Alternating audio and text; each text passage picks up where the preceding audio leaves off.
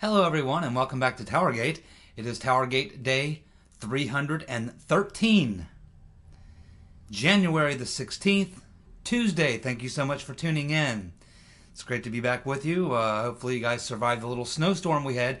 If you're anywhere near the Ohio, Pennsylvania, Kentucky, Indiana area, you probably got what we got. A nice little snowstorm to wake up to this morning, which made for a very interesting and long day. I know my good friend Donnie, not too far from me there in Kentucky, you probably got a pretty good dump of snow today, I'll bet.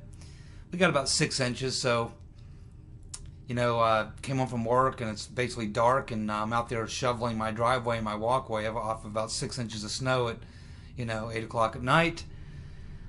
And that's all part of it. Living in the Ohio Valley, it's winter in Ohio. Hey, that's what we do, we shovel snow. Anyway, so the topic of today's video is a pretty interesting one. It's a deep dive into the background of a couple of the swamp creatures who you will find on Mars' list of swamp creatures, two of the main ones. It was about 2 weeks ago, we took a look into the background of Christopher Steele, and we found that Christopher Steele had been contracted by the Rotten Reverend Clinton State Department, and he wrote about 100 reports about the Ukraine crisis for the Hillary Rotten Clinton State Department. Then we had Son of Nuo go and do a deep search into the background of Papagalopoulos, and we learned a lot about him and his association with these spies and these intelligence people, and the fact that he was hanging out in Rome at this super spy school in Rome, Italy, where Mr. Milian hangs out, and at the same place and at the same time where Christopher Steele says he was feeding his man in Italy, or his man in Rome, information. It's also where he went to the FBI to deposit information on them. So we also learned that Papagalopoulos served on two different teams of individuals who did work for the Rotten Reverend Clinton State Department. So we can see that both Christopher Steele, Papagalopoulos, and all these other characters seem to have some connection to the Clintons. It's almost like the Clintons are like a pipeline. They're like the pipeline to the swamp, and you have to go through the pipeline, the Clinton pipeline that feeds the swamp. It's almost what it looks like. Almost all these bad actors that you get into as we move through this process of unraveling this coup, you find that so many, if not all these people, Mr. Downer, we find out that he's got connections to the Clintons. Like, everybody is in some way connected to the Clintons in their past. So I thought, we really haven't looked very much into Glenn Simpson and his wife, Mary Jacoby. But we learned last week that after Admiral Rogers found out about the illegal surveillance, he shut down the program and he stopped the 70217 requests that were happening.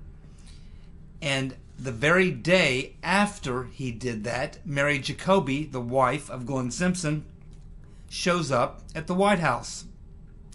The following week, Fusion GPS is hired by the Rotten Reverend Clinton campaign. A week later, Nellie Orr is hired. The week after that, Christopher Steele. And all these people seem to have connections to the Clintons. But we really haven't dug much into Mary Jacoby and her husband, Glenn Simpson.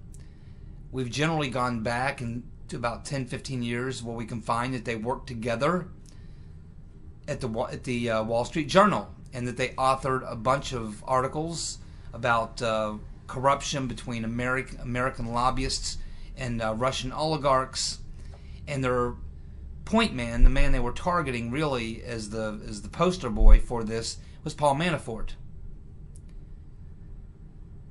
But I decided that maybe we need to go back a little farther in time to see what we can learn about Glenn Simpson and Mary Jacoby.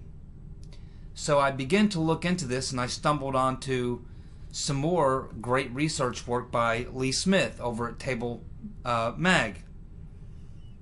And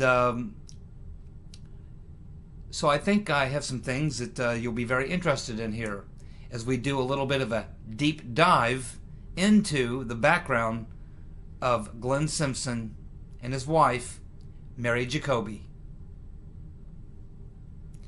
Mary Jacoby married Glenn Simpson in 1994 in Arkansas City, Arkansas, the stomping grounds of the Clintons.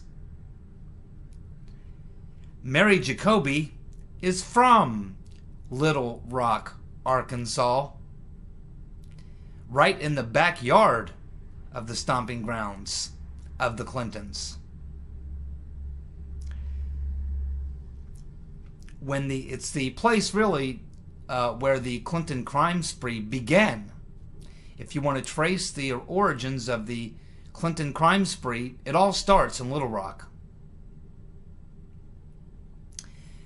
Mary Jacoby is the daughter of John E. Jacoby, who was an executive at Stevens Incorporated. Why is that important? Because they were the very most prominent client of the Rose Law Firm. For those of you who are not familiar with the Rose Law Firm, Hillary was a partner at the Rose Law Firm along with Webster Hubbell and Mr. Foster, Vince Foster.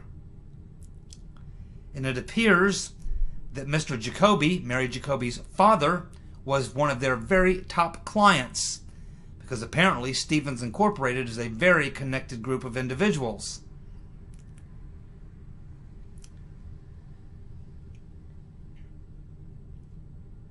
Stevens Incorporated had deep connections to the Clintons and the Rotten Reverend Clinton, and in fact the Rotten Reverend Clinton and John Jacoby worked on projects together while the Rotten Reverend Clinton was a partner at the Rose Law Firm. The Rose Law Firm was really the laundromat that the Clintons used for their criminal dealings before they created the Clinton Foundation and the Clinton Global Initiative. That was their previous laundromat there in Little Rock. Guess who else worked at the Rose Law Firm with the Rotten Reverend Clinton? Daddy's girl, Mary Jacoby, worked with the Rotten Reverend Clinton at the Rose Law Firm. She's from Little Rock, and her daddy was a big shot in Little Rock and a close associate of the Clintons. Glenn Simpson most likely crossed paths with Hillary for the very first time when he worked at a place that was called California Strategies. They were essentially a lobbying firm, and they acquired work through the Bill Clinton campaign for president back in '92. Also, the Hillary 2008 campaign. And then once Confusion GPS was formed, Glenn Simpson and Fusion GPS worked on the Obama 2012 campaign. So as we can see, just as we might have imagined, by just digging in a little bit, you can now see where the Rotten Reverend Clinton and the Simpsons, or Glenn Simpson and his wife Mary Jacoby, go way back with the Clintons. Not just that, but this very apparently politically powerful company, Stevens Incorporated, which is all hooked up with Bill Clinton when he was... Clinton was first the Attorney General, then he was the Lieutenant Governor, then became Governor of Arkansas.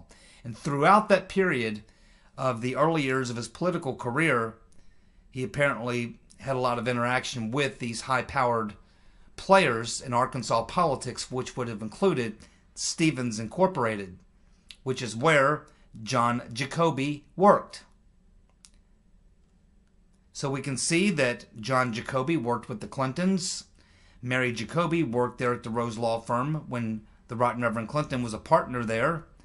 We can see that her husband, Glenn Simpson, because they were apparently lived in Arkansas at that point when the Clintons were moving up in the world, going from being just a bunch of backwoods criminals in Arkansas, moving up to the big time in Washington, D.C., that Glenn Simpson was aligned or worked with a lobbying group that did work for Bill Clinton in his first campaign for president, and then Hillary in 2008. Then, of course, they start Fusion GPS, and he gets a contract with the Obama 2012 campaign. And then, of course, he had a major role to play in the Right Reverend Clinton campaign for 2016, doing what Fusion GPS does, which is political dirty tricks. That's what they do. So now we can see, just like in the case of Papadopoulos, just like in the case of Christopher Steele, and just about any of the other people in this cabal, whether it's Andrew McCabe and his connection with his wife, getting all that money donated through the bagman Terry McAuliffe, money that came from Clinton, money that was raised by the Clintons. Everyone and everything seems to go back to the Clintons. Like I say, it's almost like they're a pipeline that pumps raw sewage into the swamp. And part of that raw sewage is everyone that seems to be a player in this whole sordid affair.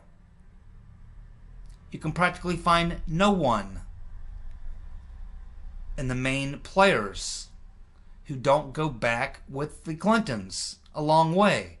Whether it's Comey, McCabe, the Simpsons, Papadopoulos, Steele, and Mr. Downer. Everyone is connected to the Clintons. The pipeline, the sewage that flows through the pipeline, carries the swamp creatures. So you can only conclude from all this that the Clintons held a lot of power. Probably because, as we know, when they left the White House, they took what was known as their enemies list with them. Because while Bill Clinton was president, Hillary had people within the administration put together her own dossiers. And Hillary likes dossiers. Remember, we learned that she hired a private detective to put together a dossier on her husband when he ran for office the first time, so that she would know what the opposition was going to have on him and what they would need to be worried about and what they would need to take care of. Some of those people that were probably turned up, who may have been a problem, probably ended up being part of the Clinton body count.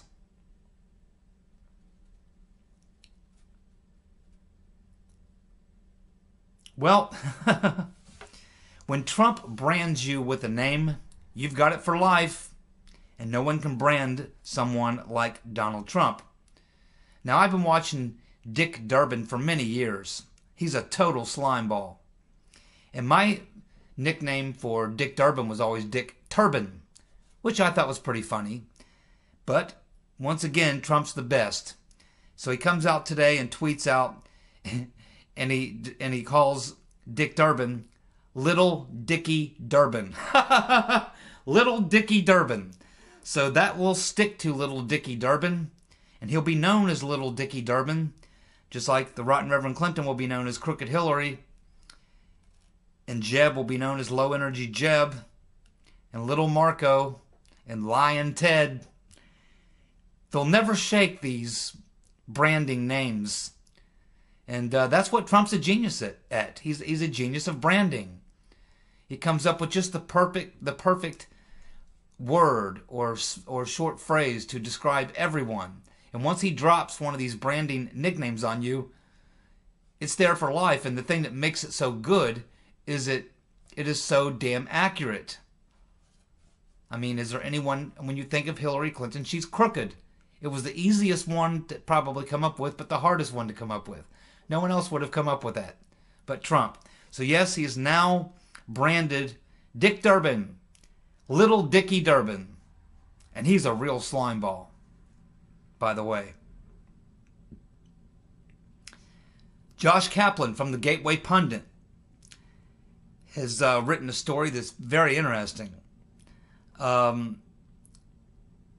He's talking about the recent indictment over the weekend of this individual, Mark Lambert, who was a VP of this trucking company that hauled uranium. And he was indicted on 11 counts. And this is part of the investigation into the Uranium One deal, which also dovetails into the Clinton Foundation and the Clinton pay for play and Clinton getting this money and all that. But his focus in this article is not so much on Clinton's. They'll get there. But his focus on this article was really on the executioner, Uncle Bob Mueller, Rod Rodenstein, and Andy McCabe.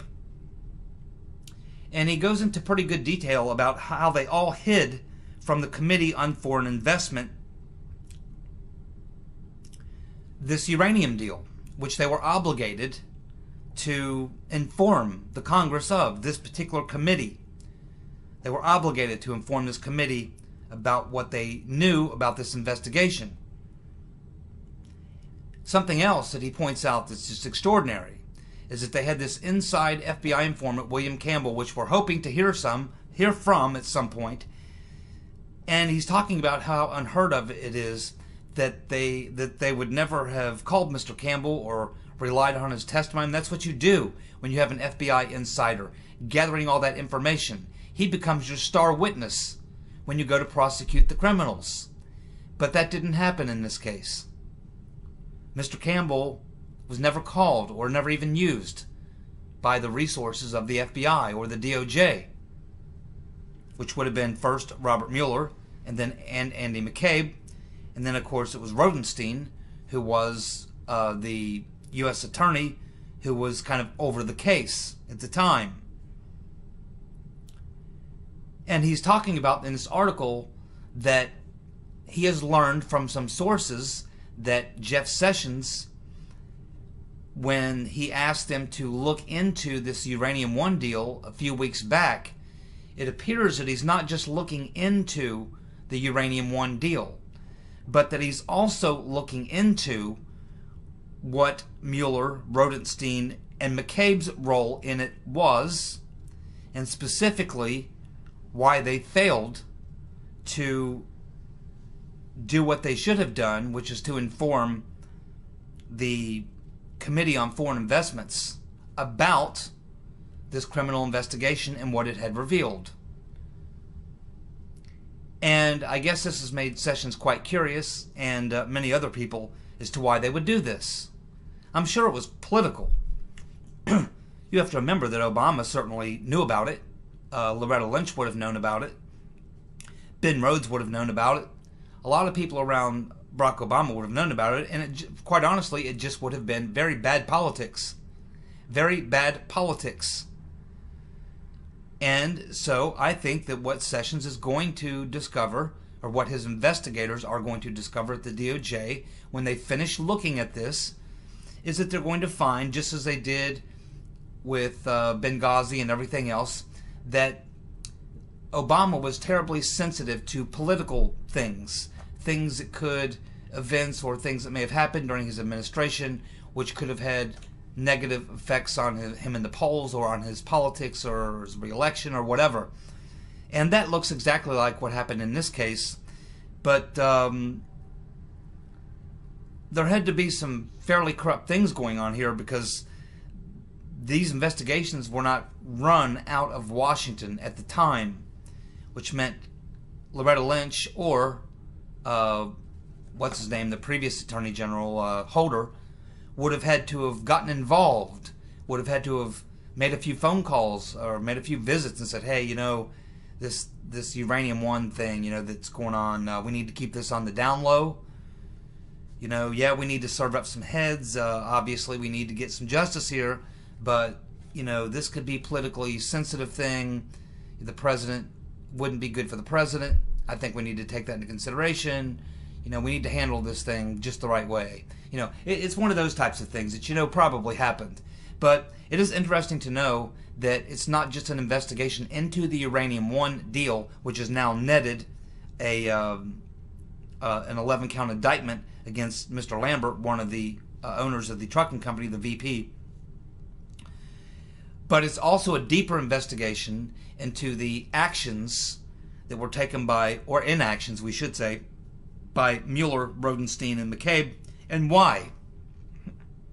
So, we will see what comes from that. And certainly Sessions hasn't recused himself from Uranium One, so I guess he feels free to operate. But it is interesting to know that this is going much deeper. It's just like I haven't talked about this yet, but I learned that the 1.2 million pages that have been dumped by the Inspector General, Mr. Horowitz, the custodian, that his investigation isn't just about the 2016 election or pay to play or Clinton Foundation or FBI corruption or DOJ. It's going to cover those things, but it actually, as I understand, is actually going to go back even farther. It's going to go all the way back to Fast and Furious. That we're going to be getting documents on Fast and Furious that Holder would not release. We're going to get things on Benghazi that were not released. We're going to get a treasure trove, and it will include things not just from the 2016 election and since then, but things going all the way back to very early on in the Obama administration when Eric Holder was still the Attorney General before Loretta Lynch came in. So maybe that's why there's 1.2 million documents. It's a lot of stuff that they're going to get. But the thing that's probably the reason why I'm not 100% counting on the IG is because we know that in the case of what happened here with the DOJ FBI situation with the coup and the dossier and all this type of stuff, we know that that was compartmentalized into the NSD, the National Security Division of the Department of Justice, and we know that Mr. Horowitz was denied access to any type of investigation or documents or records or phone calls or anything that was compartmentalized into the NSD, and so we're not going to get that stuff. Fortunately, we do have Mike Rogers who's going to tell us all about it, and that's why I think we still have to wait for Nunes, and we have to wait for the Senate Judiciary Committee and the House Intel Committee and wait and see what comes out of that, because they are getting information that would have been stored in that super secret hiding place at the DOJ known as the National Security Division. So I think it's going to be a culmination of things from Mr. Horowitz, the IG, based on what he could get through the DOJ and the FBI and things and such. But it's also going to hinge a lot on the things that are going to come out of the Senate Judiciary and the House Intel Committee hearings and their requests for documents and things and such. And right now we're in kind of a quiet before the storm period. It's like it's very quiet the last couple of days. Sunday, Monday, maybe tomorrow. The next couple of days it's like very quiet before the storm. It's kind of eerie. But probably sometime we're expecting maybe Friday, maybe even Thursday, probably no later than the middle of next week, as I understand, Nunes is going to brief the entire House on the incredible corruption, which I understand is going to be unbelievable, that he is going to reveal to all members of the House, including all the Democrats, are going to get this brief. I don't know if it's a verbal briefing or if it's letter form, but they're all going to learn what Devin Nunes learned, and we know that he saw the same thing Mike Rogers saw, the unmasked conversations of American citizens launched by the DOJ and the FBI. This is what we're going to learn. So it's the quiet before the storm, because once that drops, that is going to create quite the storm, you might say. So we'll be waiting patiently for that. Tom Fitton has had another victory from Judicial Watch, and he's basically stating that the Rotten Reverend Clinton was hiding everything on her private email server. Everything was being dumped onto her private email server, and that those emails are still there. They're not on her server, but they still exist. She thought she bleach bitted and deleted them all. She thought that Stone Tier deleted all that stuff, but he only deleted the stuff that they had on their server.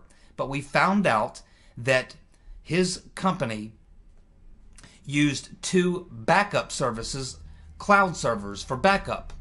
And so all that stuff is there. And I do believe that the FBI or the DOJ or somebody has gained access to that. I mean, it was only a couple weeks ago that there was that rumor that someone was trying to sell all of Hillary Clinton's emails on the dark web for $500,000. So what Tom Fitton is trying to say is that those 33,000 emails that the Rotten Reverend thought she got rid of, the deleted ones, and the ones that Stone Tier thought he deleted, that those emails still exist. There are also thousands and thousands of pages of other emails that the State Department got their hands on after the fact that they were going to release, but not until 2020. So Judicial Watch went to court. They've been pushing and pushing, and the judge has finally ruled that the State Department has to turn over all those documents by September the 28th of this year, 2018. And Tom Fitton is describing that there should be 72,000 pages. 72,000 pages. And he believes that within those 72,000 pages, we'll find those 33,000.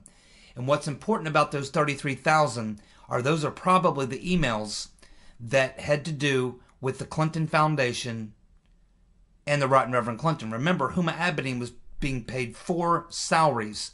One of those salaries was for her work at the Clinton Foundation.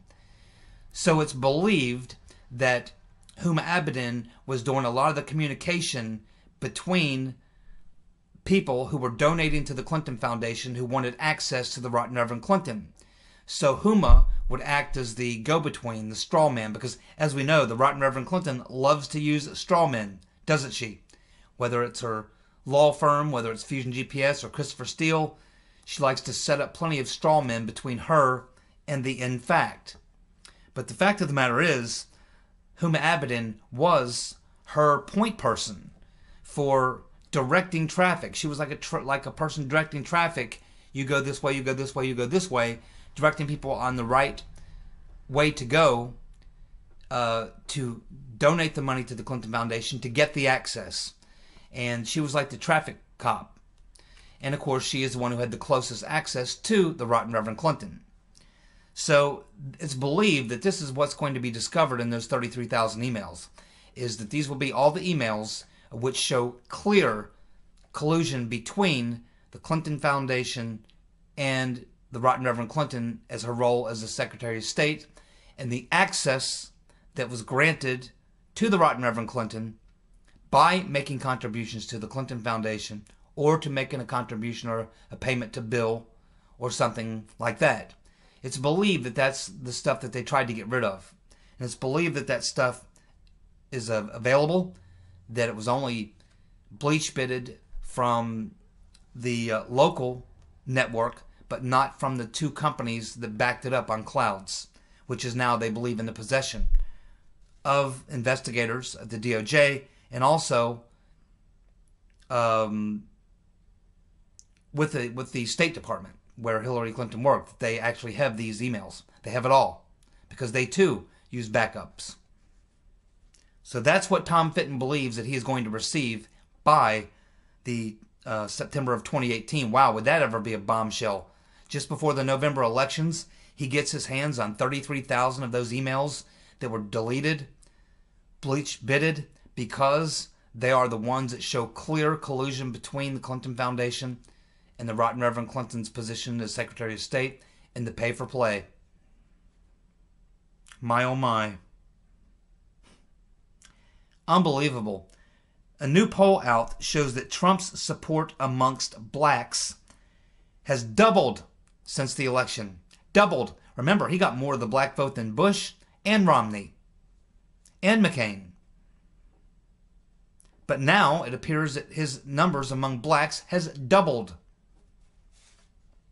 And just wait till the second week of February, the first or second week of February, when the new tax tables, by the way, will be in effect on January 31st. So some people get paid weekly, some people get paid bi-weekly. If you get paid weekly, then probably that first week of February you will see the new tax table reflecting your tax cut. And for people who get paid every 2 weeks, it will be around the middle of February when you see your tax cut reflected on your statement for your paycheck. So these people in the black community have not even seen their tax cut yet. And their numbers of support for Trump have doubled since the election. Wait till all these blacks, not just blacks, but minorities and others. Others, it's not just blacks and Latinos and other minorities, it's everyone. 90% of people are going to see much bigger paychecks than they're used to seeing. And so we can expect that based on that Trump's numbers are going to go up really a lot. He'll probably get anywhere from a 5 to maybe as much as a 10-point boost after people see their paychecks in the first, second week of February. By March, Trump could be in the 50% approval rating. So it's all good. It's all good. So today we now know that Mary Jacoby, born and raised in Little Rock, the very place where the Clinton Foundation, the Clinton crime family got their start, at the Rose Law Firm, which was the money laundering facility before the Clintons moved to Washington and created the Clinton Foundation. We know that Mary Jacoby's father worked with the Rotten Reverend. We know that Mary herself worked with the Rotten Reverend at Rose Law Firm. We know that her husband worked for a lobbying firm that worked on the first Bill Clinton campaign, as well as the Hillary 2008 campaign, and all the rest. So once again we learn by doing a little bit of a background dive into two more people, and we discover their deep connections in the past to the Clintons. Every road leads back to the Clintons. And I'm pretty sure when we unravel and untangle this Gordian knot that we're going to find the Rotten Reverend Clinton and probably Slick Willie. Probably at the heart of it, they may have been the central scrutinizers of this entire thing. They may have been the producers of the entire thing.